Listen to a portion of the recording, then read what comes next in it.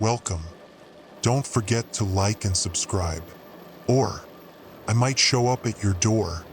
I'm just here to share some creepy stories, so sit back and enjoy.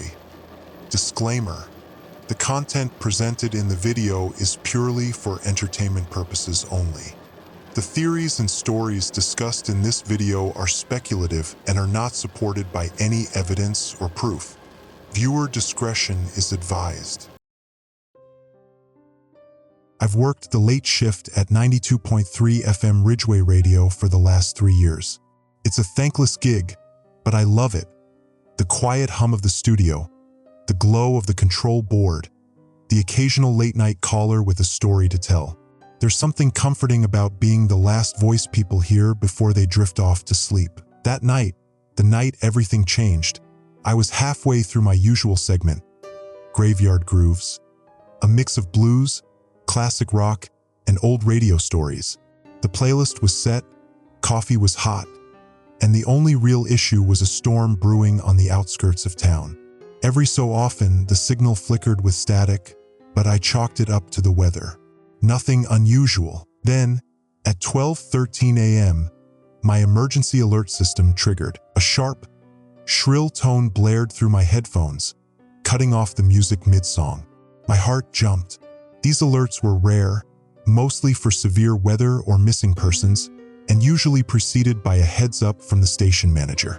But tonight, there had been no warning. The emergency alert system, EAS, tone faded, replaced by an automated message. This is an emergency alert. Do not speak. Do not make noise. Remain indoors until further notice. I sat frozen, staring at the control board. No storm warnings.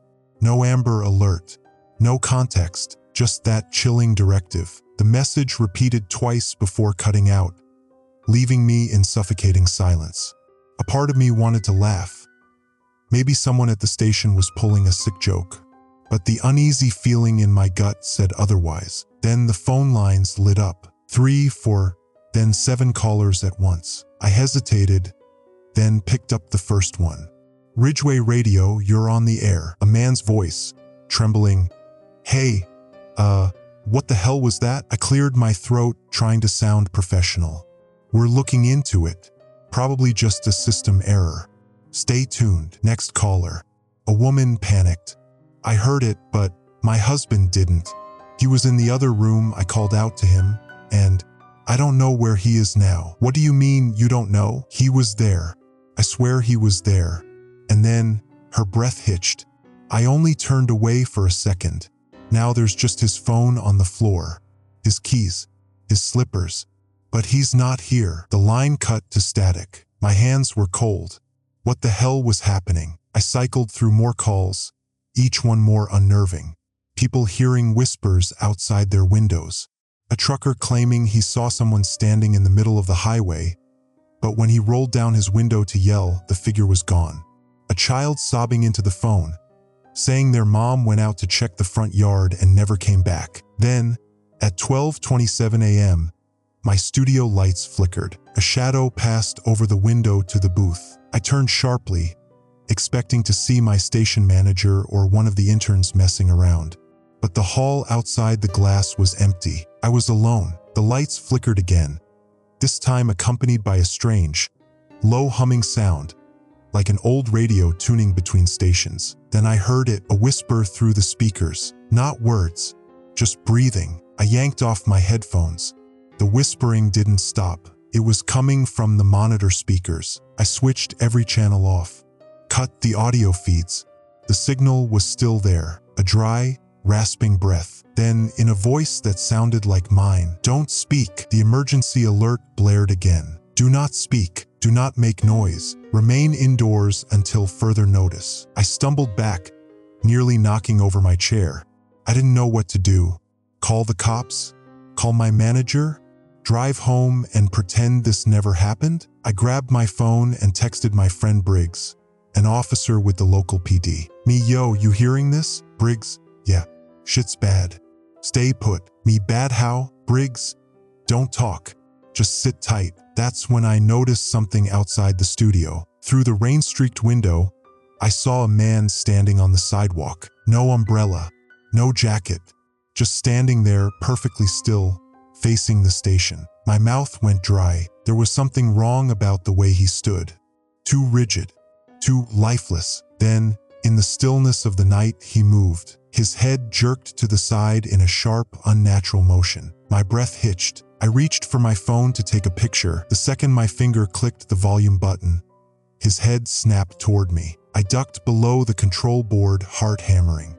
The storm outside picked up, wind howling against the glass. The radio static crackled back to life. And then, a new voice. A woman's voice, faint, hollow. Hello, it was coming from the phone lines. Another caller. But I hadn't answered it. The voice was repeating itself. Hello, hello, hello. The same intonation, the same pause, over and over. Something knocked against the window.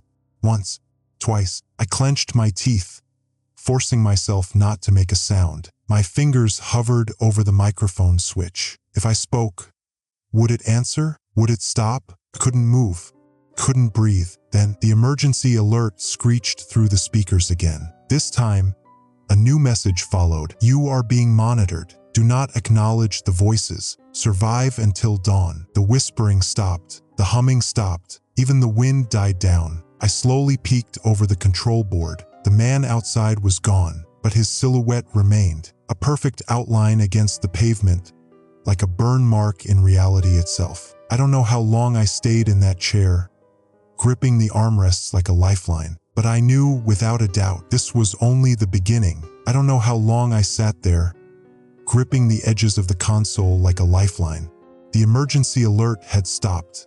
The whispers were gone, but the silence left in their wake was worse. The studio felt too still, too hollow, as if all the sound had been sucked out of the world.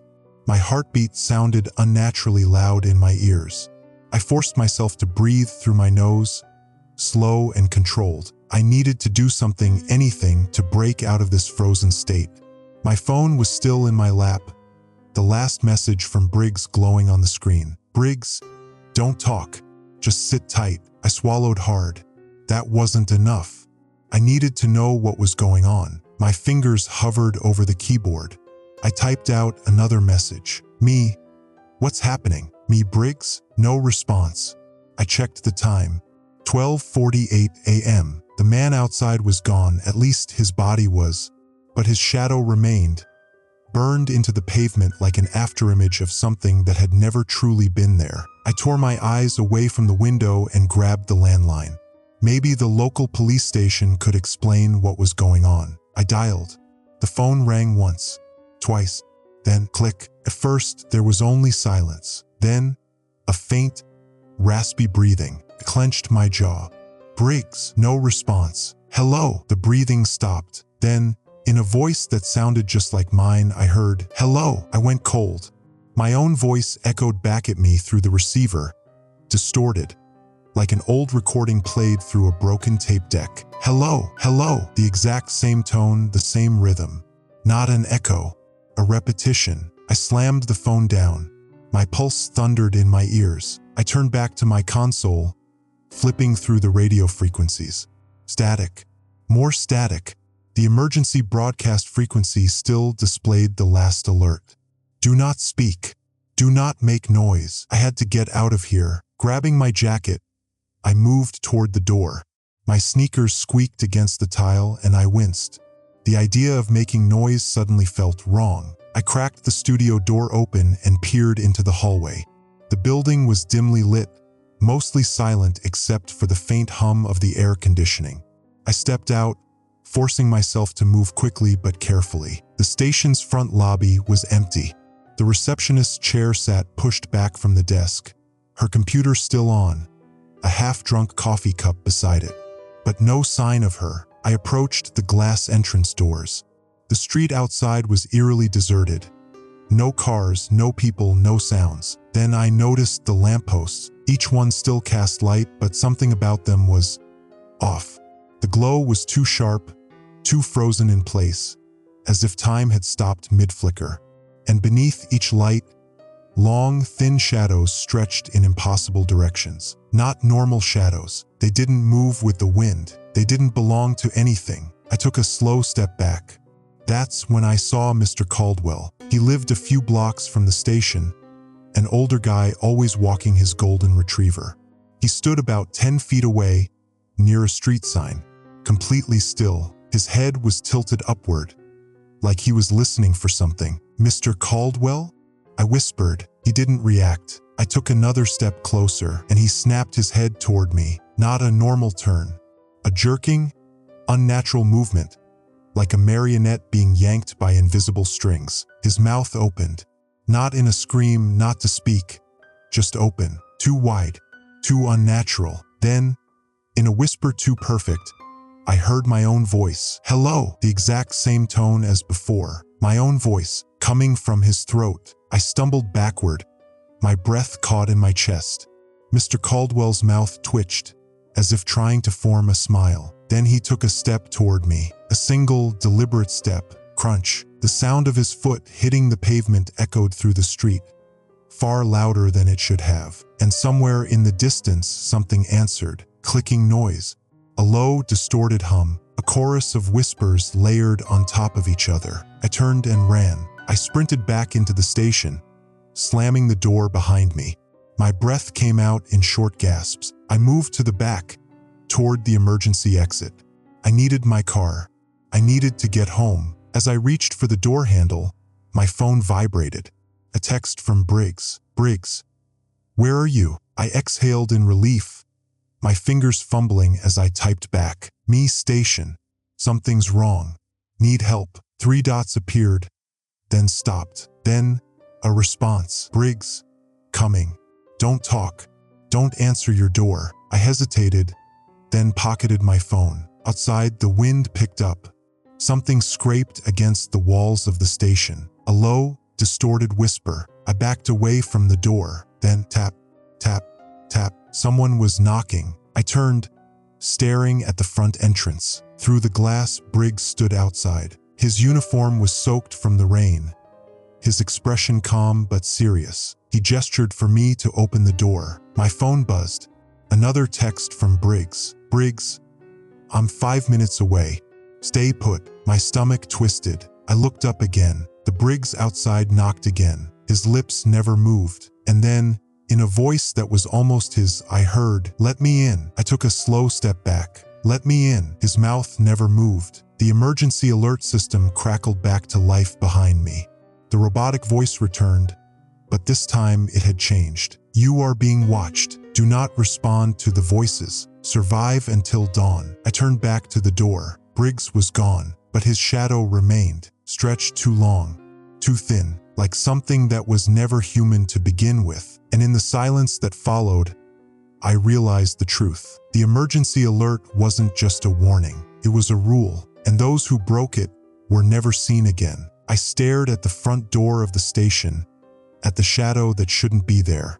It stretched unnaturally long across the pavement, twisting in a way no shadow should. The emergency alert system was still active, the robotic voice's warning echoing in my ears. "You are being watched. Do not respond to the voices. Survive until dawn." I checked my phone again. The real Briggs was still 5 minutes away, which meant whoever or whatever had been knocking wasn't him. My breathing slowed, my hands trembling as I backed away from the glass doors. I resisted the urge to whisper a curse under my breath. "Don't speak. Don't make noise." The power in the station flickered again. For a brief second, the entire room plunged into darkness. The silence around me thickened, and I swore I heard something moving in the black. A shifting, shuffling sound, like bare feet dragging across tile. Then light again. I spun around, scanning the room. Empty, but something felt different. The air was heavy, like static before a storm. The quiet wasn't normal, it was forced, engineered. The kind of silence that made your ears ring, like something was actively suppressing all other sound. I turned back toward the broadcast booth, my mind racing. The alert had given me an instruction: survive until dawn. But what was I supposed to do until then? Just wait? The emergency exit was still an option. My car was parked in the back lot. If I could get to it, I could at least drive somewhere safe. Knock, knock, knock. I froze. The sound came from the back door. I swallowed hard, my pulse hammering. The back door led to the parking lot where my car was. I took a cautious step toward the hallway, straining my ears. No voices. Just the soft tap, tap, tap of knuckles against the metal door. I gritted my teeth. Whoever was outside was patient. They weren't pounding. They weren't yelling. Just knocking, like they knew I was inside. Like they were waiting for me to break the silence. I reached for my phone, checking for another update from Briggs. Nothing. I tapped out a message. Me? Where are you? Someone's knocking on the back door. A few seconds passed. Then, 3 dots appeared. I exhaled, relief creeping into my chest, until I saw the response. Briggs, don't open it. Briggs, don't look at it. My fingers hovered over the screen. My mouth went dry. Then another message. Briggs, whatever you do, don't let it know you hear it. I nearly dropped the phone. Tap, tap, tap. The knocking continued, steady, insistent. I swallowed against the rising fear in my throat and forced myself to turn away. Don't acknowledge it. Don't react. I hurried back to the booth, shutting the door behind me as quietly as I could. My hands shook as I flipped through the radio frequencies again, searching for anything. News updates, emergency services, anything. All I got was static. Then something cut through the white noise. A voice, but not from the emergency alert system. Not robotic. This one was human, faint, distant, like someone speaking through a weak signal. Hello? Is anyone there? My breath hitched. Another voice, a man's this time, crackling through the speakers. If you can hear this, please, we need help. The station's receiver wasn't meant to pick up random frequencies like this. I adjusted the dials, trying to clear the distortion. Please, someone. They took my wife. They took my wife. I don't know what to do. The man's voice was shaking, frantic. I heard her calling me. I knew it wasn't her. I knew it, but I answered anyway. A burst of static. Amuflid sobi. They took her.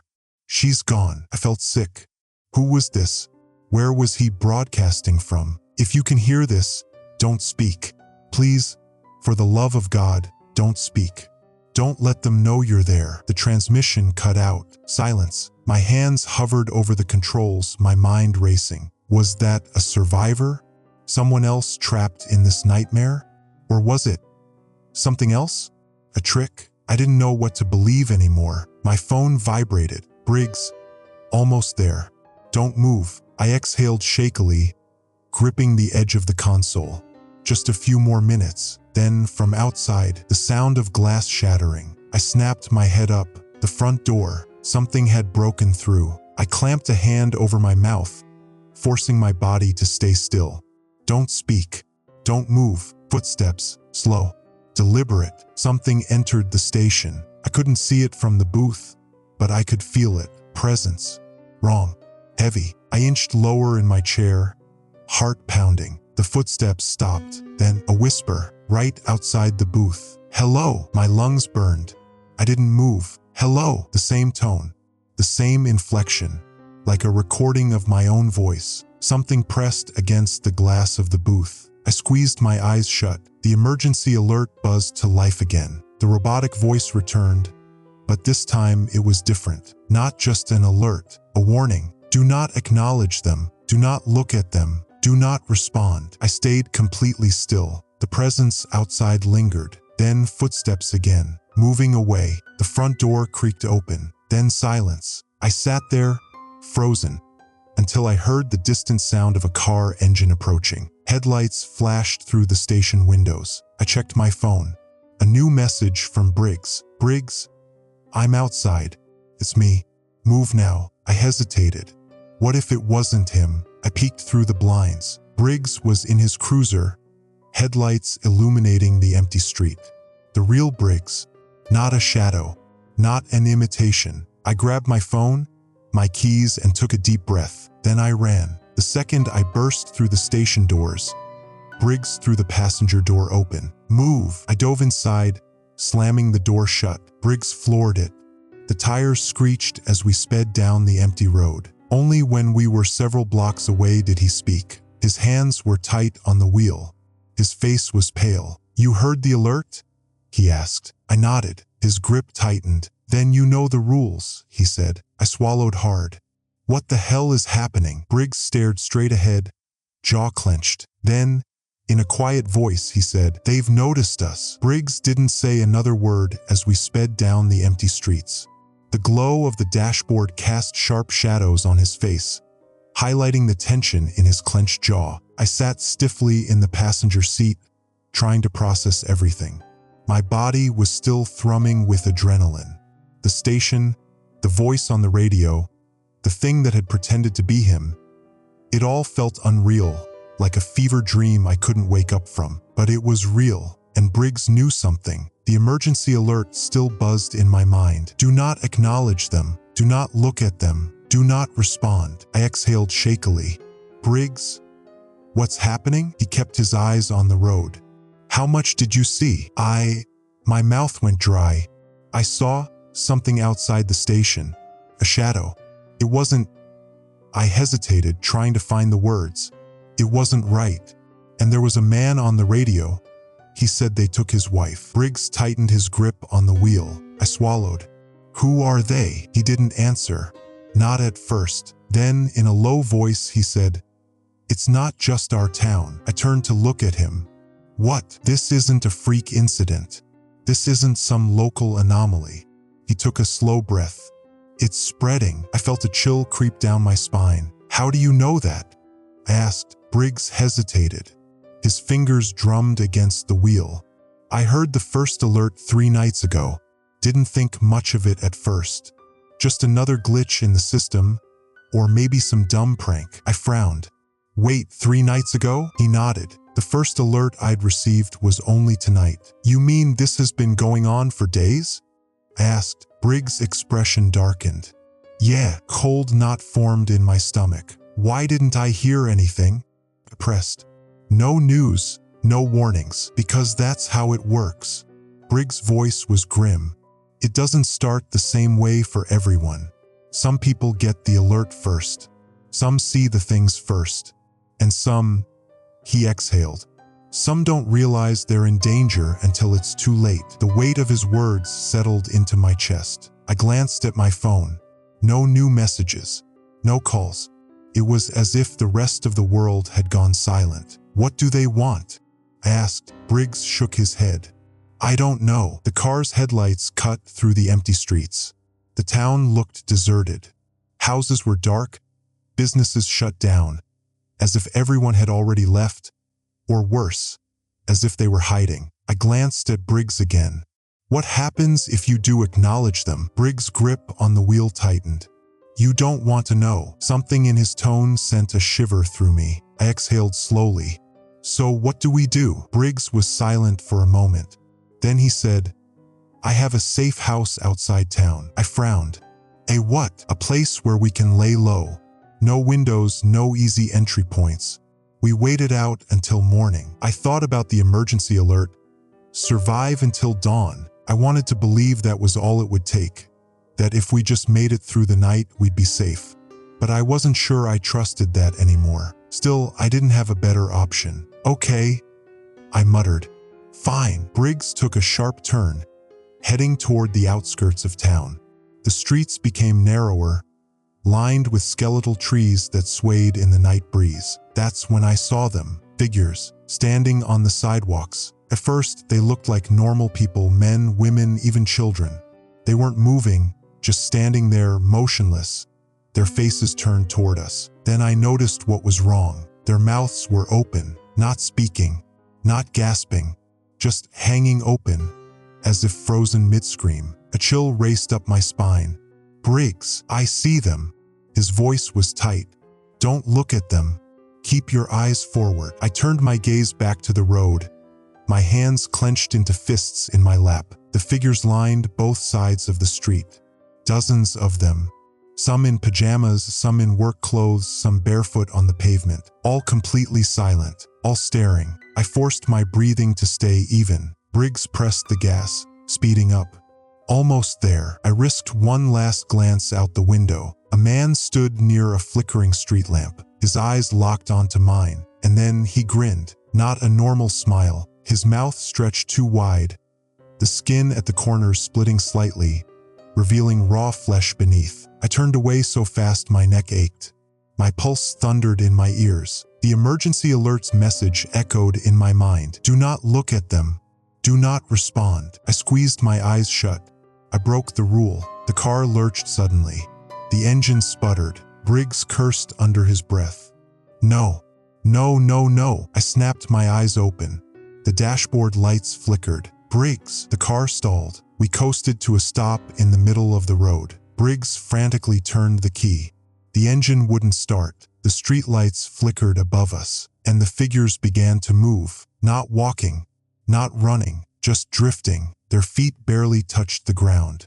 Their heads tilted at unnatural angles, mouths still open. A whispering sound filled the air, soft at first, then louder. A chorus of voices, all repeating the same word. Hello. A dozen voices, then 24, all identical. Hello. I gripped the dashboard, my breath shuddering. Briggs, start the car. I'm trying. His hands were white-knuckled on the key. Hello. The figures were getting closer. The whispers grew into a cacophony, a disjointed, overlapping mess of my own voice. The headlights flickered. I caught a glimpse of something huge moving between the houses, a shadow without form, shifting and stretching as it passed through the flickering light. I gasped. A mistake. The whispering stopped. A deafening silence filled the air. Then a single voice, right next to my ear, perfect copy of my own. I see you. A hand pressed against my window. Long fingers. Too many joints. Skin too pale. Briggs turned the key one last time. The engine roared to life. He slammed the gas pedal, and the tires screeched as we shot forward. I looked back once. The figures stood motionless again, watching, waiting, as if they knew we couldn't run forever. Briggs didn't slow down until we were miles away from town. The speedometer needle trembled near 80 miles per hour, and the old police cruiser groaned as it sped down the rural road. My hands were still clenched into fists, my fingernails digging into my palms. I kept replaying it in my head, the whisper in my ear, the figures standing on the street, their mouths hanging open, and that thing, that massive, shifting shadow that had moved between the houses, too big to be anything human. I made the mistake of looking at them. I made the mistake of reacting, and now I was marked. Briggs stared straight ahead, his face pale and drenched in sweat. His hands gripped the wheel so tightly that his knuckles had gone white.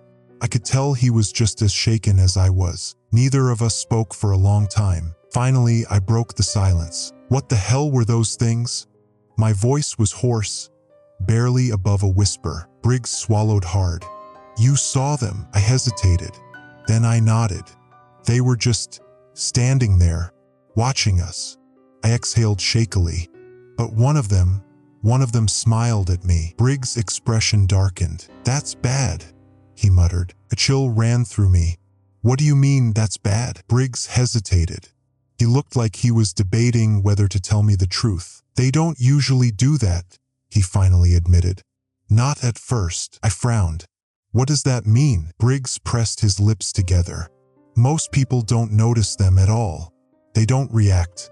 They don't know what to look for. The alert tells them the rules, and they follow them. He glanced at me. But you? They know you see them now. A pit formed in my stomach. What happens now? I asked. Briggs didn't answer. Instead, he slammed the brakes. The car screeched to a stop, jerking us both forward in our seats. My heart jumped into my throat. What the hell? I started, but then I saw it. The road ahead of us wasn't empty anymore. A figure stood in the middle of the two-lane road, backlit by the headlights. My blood turned to ice. It was a man, dressed in a dark suit, motionless. His posture was unnatural, stiff, rigid, almost like a mannequin. His arms hung limp at his sides, and his mouth was open. Briggs muttered a curse under his breath.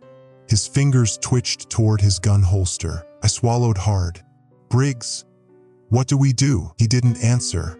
He was staring at the man no past him. I followed his gaze. The trees lining the road were filled with more figures, dozens of them, their bodies half hidden behind the tree trunks, some crouching, some standing on the branches watching us, all of them completely silent. My pulse thundered in my ears. "Briggs, hold on," he said through clenched teeth. Then he floored it. The tires screamed as the cruiser lunged forward. The man in the suit didn't move, didn't react. For a split second, I thought Briggs was going to run him over. But as the car was about to hit him, the headlights flickered and he was gone. My breath hitched. The car shot through the empty space where the man had just been standing. My head whipped around, expecting to see his body on the road behind us. Nothing. I turned back to Briggs. He was gripping the wheel so tightly that his fingers looked like they might snap. His eyes darted to the rearview mirror. "They're closing in," he muttered. I didn't want to look. I knew I shouldn't look, but I did, and I saw them. The figures were no longer standing still. They were chasing us, not running, not sprinting, just gliding. Their feet barely touched the ground, their bodies moving in an unnatural, jerking rhythm.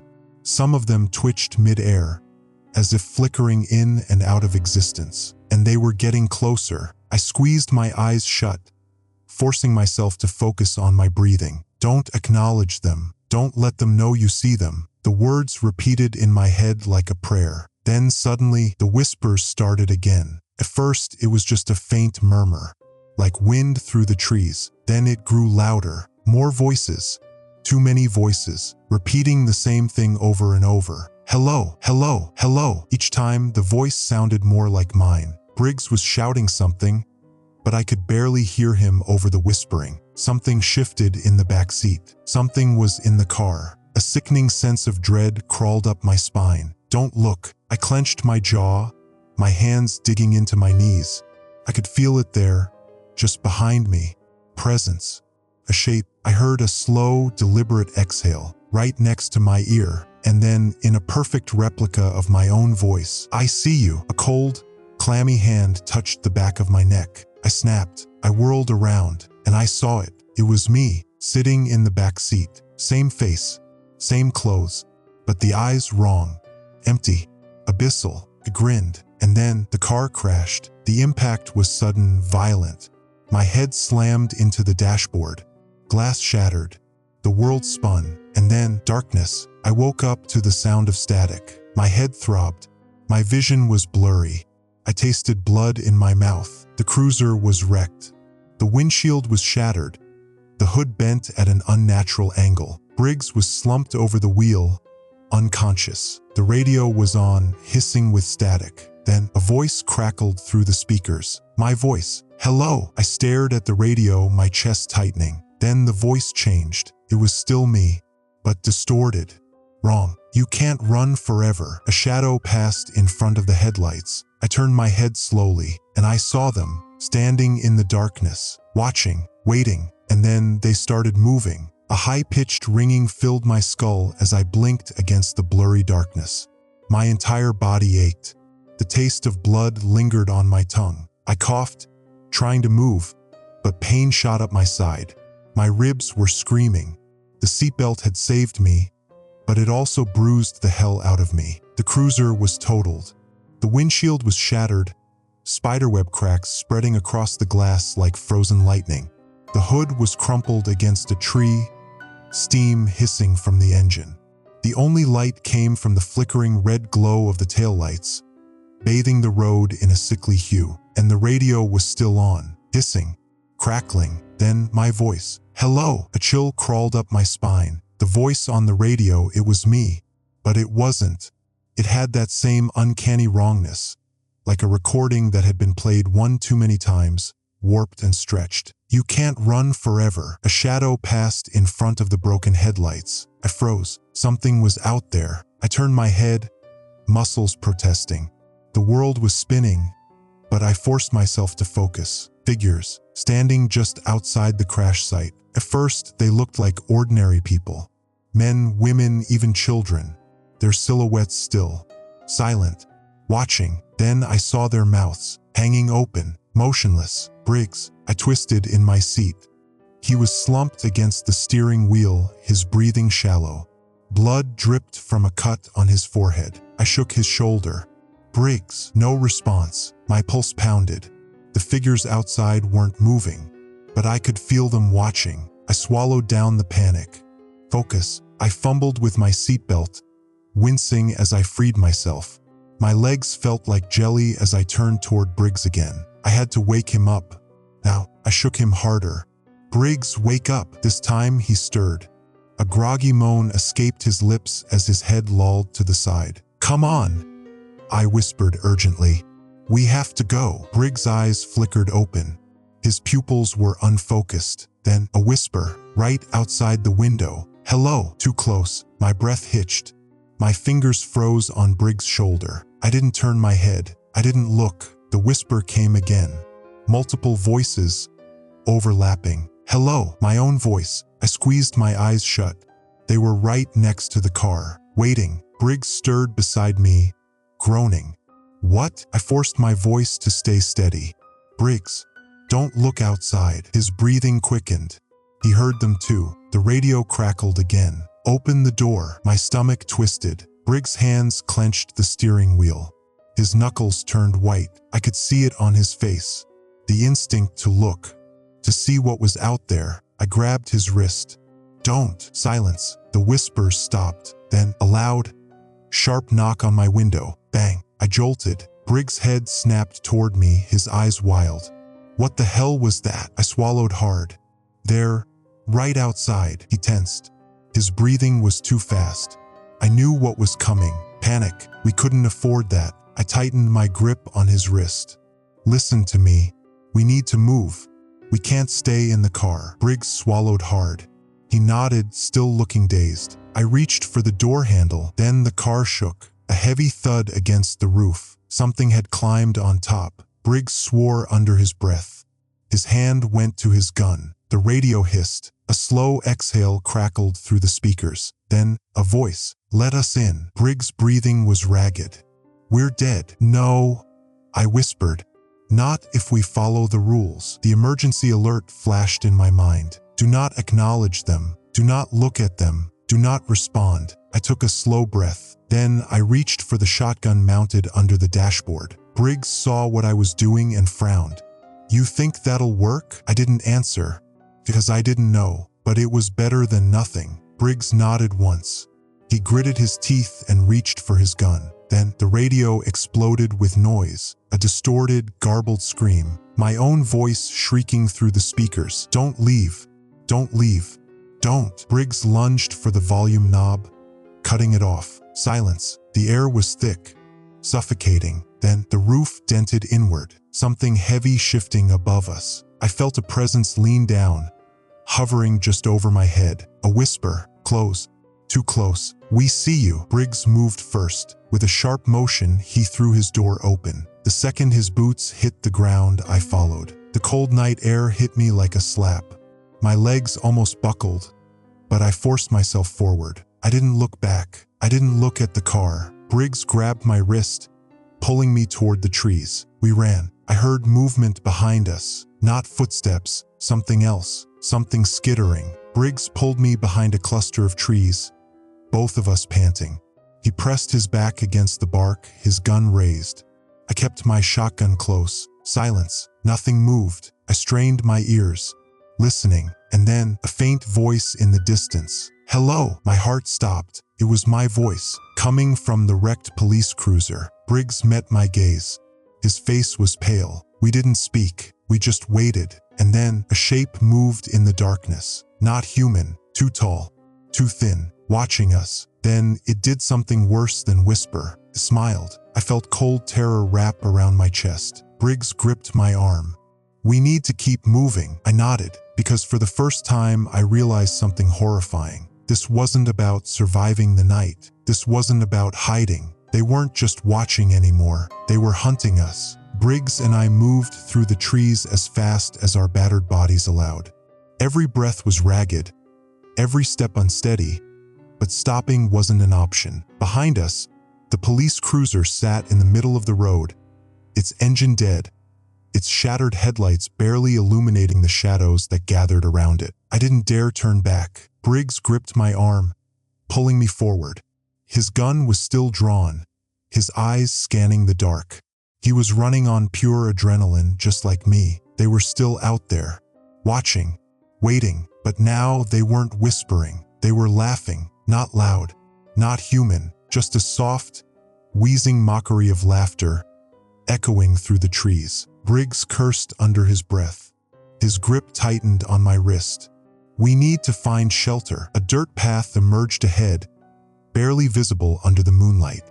I had no idea where it led, but it was better than standing still. We followed it. The path wound through the trees for what felt like forever. Every few minutes, I swore I heard footsteps behind us, but when I turned, there was nothing, or worse, someone standing just beyond the tree line, still and silent. I stopped looking. Briggs kept muttering to himself, barely audible. I only caught fragments. Not normal. Should have stayed quiet. They're learning. Finally, the woods thinned, revealing an old hunting cabin. It was barely standing. The roof sagged. The wooden walls were cracked and covered in moss. But it had 4 walls and a door. Good enough. Briggs didn't hesitate. He pushed forward, gripping the handle. Unlocked. We stepped inside and slammed the door behind us. For the first time since the crash, I let myself breathe. The inside of the cabin smelled like rotting wood and damp earth. There was barely anything inside. An old table, some broken chairs, a stone fireplace filled with ashes and bones. Animal bones, hopefully. Briggs locked the door. Then he turned to me. His face was pale. You saw it, didn't you? I didn't have to ask what he meant. I nodded. The thing near the car. The one that looked almost human, but not quite. Briggs exhaled shakily. It smiled at me too. Silence. I licked my lips. Briggs. What the hell is happening? His jaw tightened. He hesitated. Then finally he spoke. They're changing. A shiver crawled up my spine. What do you mean, changing? Briggs ran a hand down his face. He looked exhausted. They don't usually do this. He gestured vaguely toward the door. They don't chase people.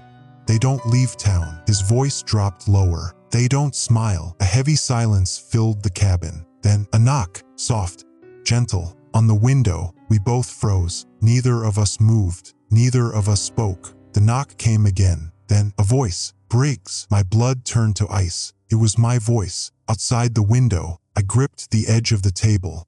I didn't dare move. Briggs shook his head slowly, eyes wide. The voice came again. Let me in. I'm cold. Briggs mouthed 2 words. Don't respond. I nodded, my throat tight. The silence stretched. Then the thing outside did something worse than talk. Tapped on the glass. Slow, rhythmic, mocking. I clenched my fists, forcing myself to stay still. Briggs took a shaky breath, then motioned for me to follow him. Away from the window, we moved carefully, avoiding the creaky wooden floorboards. The voice continued. Come outside. We can help you. We reached the far wall. There was another door and exit. Briggs whispered, We run. I nodded. He reached for the handle. Then the front door rattled violently. Something was trying to get in. A voice, not mine, not Briggs, something else, lower, hungrier. Don't leave. The doorknob twisted. Click, click, click. I felt something cold and heavy in my chest. Pure terror. Briggs threw the back door open. We bolted. Cold air slammed into my face as we stumbled into the woods. Briggs was running ahead, moving fast. I struggled to keep up. My ribs screamed with pain, but I didn't stop. Behind us, the cabin door burst open. Footsteps followed. Too many footsteps, but they weren't running. They were gliding, moving without sound, like leaves drifting through the air. Briggs veered left. I followed, lungs burning. We couldn't outrun them. We needed a plan, a road, a car, a town, anything. Briggs suddenly grabbed my arm, yanking me down. We hit the ground hard, sliding into a ditch beside the path. Stay down, he hissed. I pressed myself into the cold earth, heart hammering. Then the figures moved past us. I held my breath. One of them stopped, right above us. I could hear it breathing. Too slow, too deep. Then, in my voice, "I know you're there," I clenched my jaw. "Don't respond." Briggs' fingers dug into my arm. Seconds stretched into eternity. Then, the thing above us turned. It walked away, not gliding this time. Walking, like it was learning. Briggs didn't move until the last figure disappeared into the trees. Then, finally, he exhaled. "We need to end this." I looked at him. "How?" Briggs hesitated. Then, his jaw set in grim determination. "We find where they're coming from." I stared at him. "You want to go back?" Briggs nodded, and for the first time I saw something in his eyes, something worse than fear, acceptance. He wasn't planning on making it out of this, and deep down I wasn't sure if I was either. Briggs' words echoed in my mind. "We find where they're coming from." The thought made my stomach twist. Every part of me wanted to run the other way, to put as much distance between us and those things as possible. But there was nowhere to run, nowhere to hide. They weren't just following us anymore. They were changing, learning, adapting. If we didn't stop this, no one would. I swallowed hard and met Briggs' gaze. "Where do we start?" He hesitated, then looked toward the road in the distance. "The town." The word hit me like a punch to the gut. The town, where this all started, where we were never supposed to speak. A cold shiver crawled down my spine, but I forced myself to nod. "Let's go." We moved cautiously, staying low as we approached the tree line. The road stretched ahead, cracked and faded under the pale moonlight. Our wrecked cruiser sat in the middle, its headlights now completely dead. And standing beside it, a figure. Briggs stiffened beside me. My breath caught in my throat. It wasn't moving, not at first. Then it tilted its head. The motion was so painfully human it sent a chill down my spine. Briggs exhaled slowly. "That's not a person." I knew he was right, but then the thing did something I wasn't expecting. It spoke, but this time it didn't just mimic. It asked a question. "Why are you hiding?" My stomach dropped. It was the first time I'd heard them say something new. Briggs grabbed my wrist, whispering under his breath, "Don't respond." I nodded. We crouched lower, waiting. The figure twitched. Then, without another word, it turned and walked toward the town. Briggs let out a slow, shaky breath. "They're going back." I swallowed hard. "So are we." We kept off the main road, moving through the trees. The night felt different now. Before, the woods had been watching us. The whispers had followed us. The presence of the things had been everywhere. But now, the silence was deafening, like everything else had disappeared. Briggs noticed it too. "They're not hunting us anymore." I frowned. "Why?" He didn't answer. We kept walking, and soon we saw it, the town. It was even worse than before. The streets were empty, the buildings dark and lifeless. The neon sign of the diner flickered weakly, buzzing like a dying insect. But the worst part, the people were gone. Not dead, not hiding, just gone. My stomach turned as we stepped onto the main street. Briggs scanned the area, his grip tightening on his gun.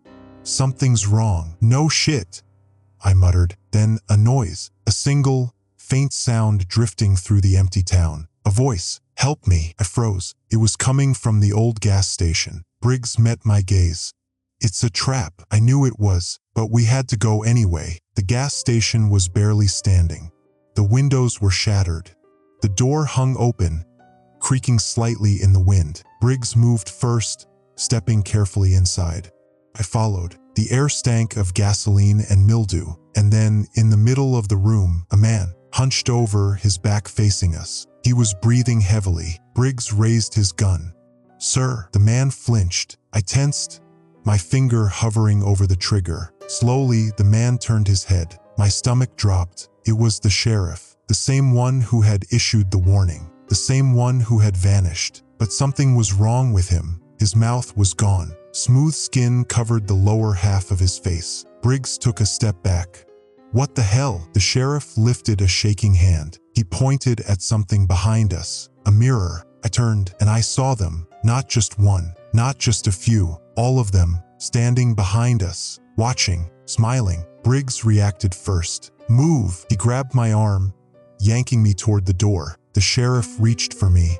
His eyes were wide, desperate, pleading, but we couldn't help him. We ran out the door into the street, and that's when we saw it. The people, the real ones, they were walking, hundreds of them, moving in eerie silence. They weren't screaming, they weren't running, they weren't even blinking. They were being led down the road, toward the woods, toward something waiting in the darkness. Briggs and I froze. The figures stood among them, blending in, walking with them, taking them. I felt a cold, sinking dread settle in my chest. "They're leaving," I whispered. Briggs' expression darkened. "No," he said, "they're spreading." I don't know what made me turn. Some instinct, some terrible, awful feeling deep in my gut. But I did, and I saw them, the ones who stayed behind, standing in the street, watching us. They weren't smiling anymore. They weren't whispering. They weren't even trying to trick us. They were just waiting for us. I realized in that moment we weren't meant to follow them. We weren't meant to leave town. We were the last ones left, and we were trapped. Briggs and I stood frozen in the empty street, watching the figures that remained. They weren't hiding anymore. They weren't mimicking us. They were waiting for us, for something worse. Briggs tightened his grip on his gun, his face pale but resolute. "We need to move," I nodded, swallowing hard. My body screamed at me to run, but my legs refused to obey. My mind was still trying to process what I had just seen. The townspeople were gone, hundreds of them marching into the woods, silent, lifeless, following the things as if under some kind of control. But not all of them. Some had stayed, and I had no idea why. Briggs yanked my arm, snapping me out of my thoughts. "Now!" We turned and bolted down a side alley, the darkness swallowing us whole. The alley reeked of mold and decay. Garbage bins lay overturned, their contents scattered across the pavement. Rusted fire escapes lined the brick walls, leading up to abandoned apartments. Briggs moved ahead, keeping low, his gun still drawn. I followed, my breath coming fast and uneven. My ribs ached, my head pounded, but adrenaline kept me going. We reached a backlit behind an old grocery store. A single street lamp flickered, casting long, jagged shadows against the pavement. Briggs pulled me behind a dumpster, pressing a finger to his lips. We listened. Silence, then a sound. Not footsteps, not whispers, something else. A low, guttural clicking noise, slow, deliberate, moving through the alley we had just passed. Briggs' jaw clenched. His hand tightened around his gun. I didn't move. I barely breathed. The clicking grew louder, closer. Then, just as suddenly as it started, it stopped. The silence that followed was unbearable. I could feel it, right there, just beyond the dumpster. I squeezed my eyes shut, willing myself to disappear. And then it spoke. "Where are you going?" My heart nearly stopped. The voice was wrong. Not a whisper. Not a perfect mimicry. Something else. Something broken. Like it was struggling to understand the words it was saying. Briggs gripped my wrist so tightly I thought he might break it. We stayed completely still. Seconds passed. Then the thing moved away. Briggs exhaled a shaky breath. "We have to go," I nodded, my legs trembling as we slowly crept forward. Whatever was left in this town, it was watching us, and it wasn't letting us leave. We made our way through the back streets, avoiding the main roads. Everywhere we looked, we saw signs of people who had left in a hurry. Cars abandoned with doors wide open. Groceries spilled across sidewalks. A baby stroller tipped on its side, its occupant gone. Briggs pointed toward a church at the end of the street. It was the only building with lights still on. A faint glow leaked through the stained glass windows. "Someone's inside," I whispered. Briggs nodded. Or something. We had no choice. We ran. The heavy wooden doors creaked as we pushed them open. Inside, the air was warm, thick with the scent of burning candles and old wood. The pews were empty. No congregation. No priest. Only a single man stood near the altar, lighting candles with shaking hands. His back was to us. Briggs raised his gun. "Turn around." Slowly, the man froze. Then, without a word, he turned. I sucked in a breath. It was Father Daniels, one of the first people we had spoken to in this town. But something was wrong. His face was pale, drenched in sweat. His eyes were wild. His lips trembled. Briggs lowered his gun slightly. "What happened here?" Daniels swallowed hard. He opened his mouth and stopped, like something had stolen the words from his throat. Briggs took a step closer. "Father, what's out there?" Daniel's breathing grew ragged. His eyes flicked toward the doors. Then finally he spoke. His voice was barely above a whisper. "They took the ones who spoke." A cold dread spread through my chest. Daniel's fingers trembled as he clutched the altar. I tried to stay silent. I tried. His voice broke. "But they changed the rules." Briggs frowned. "What do you mean?" Daniels let out a shaky breath. Then he mouthed something. His lips moved, but no sound came out. Took me a moment to realize he wasn't choosing to be silent. He couldn't speak. Briggs' eyes widened.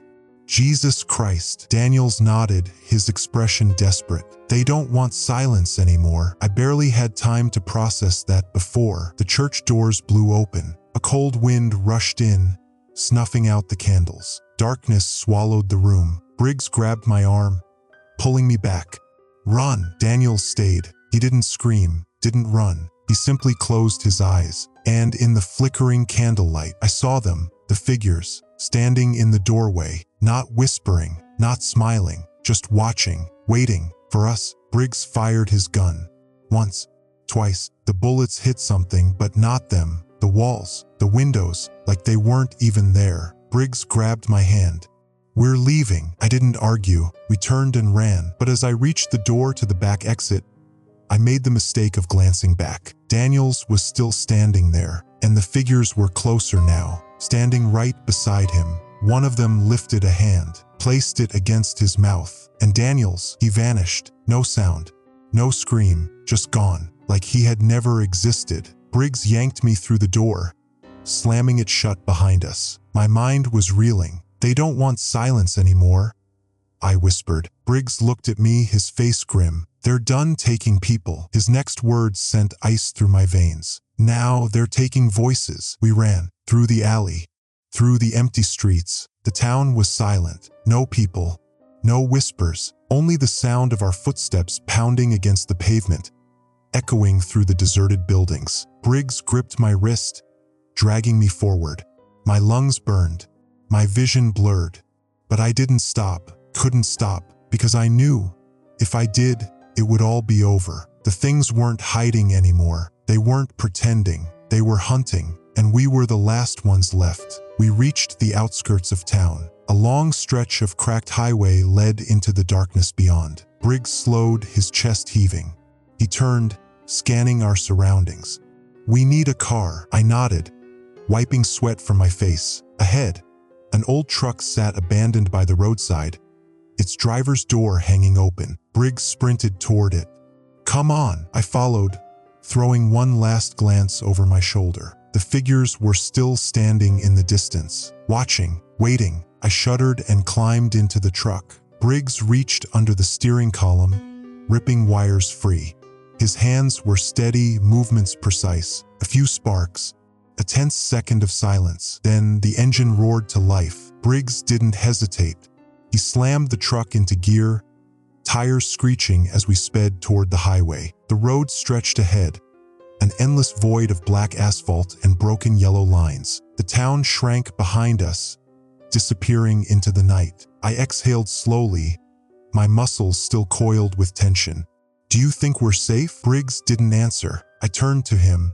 "Briggs." Then I saw it. His hands, white-knuckled on the wheel, trembling. He wasn't sure. Neither was I, because something felt wrong. The further we drove, the heavier the air became. Like the silence itself was growing thicker, denser, like we were being swallowed by it. Then the radio turned on. A sharp burst of static. Briggs and I both jumped. The sound crackled through the speakers, warping and twisting. Then a voice. "Return." I felt my stomach drop. Briggs' grip on the wheel tightened. The voice came again, low, hollow. "Return." Briggs reached for the radio, trying to turn it off, but the dial wouldn't move. The voice kept speaking. "It's not over." Then a horrible sound. Not static, not speech. A whisper, right between us, right inside the truck. I turned, and I saw it, sitting in the back seat. A figure, smiling, mouth stretched too wide, lips barely moving as it whispered, "Where are you going?" Briggs swerved. The truck veered off the road,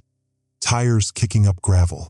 We slammed into a ditch, metal screeching, glass shattering. Pain exploded through my body. For a second, I couldn't breathe. Everything was spinning. Then, silence. I blinked. The world was sideways. The truck had flipped. I coughed, my lungs burning from the dust and gasoline. Briggs groaned beside me. "We have to move," he rasped. I nodded, pushing against the broken door. It gave way, and I stumbled out, collapsing onto the cold ground. Briggs followed, clutching his ribs. His face was pale, blood trickling from a cut on his forehead. The highway was empty. The figure was gone, but I knew we weren't alone. Briggs grabbed my arm.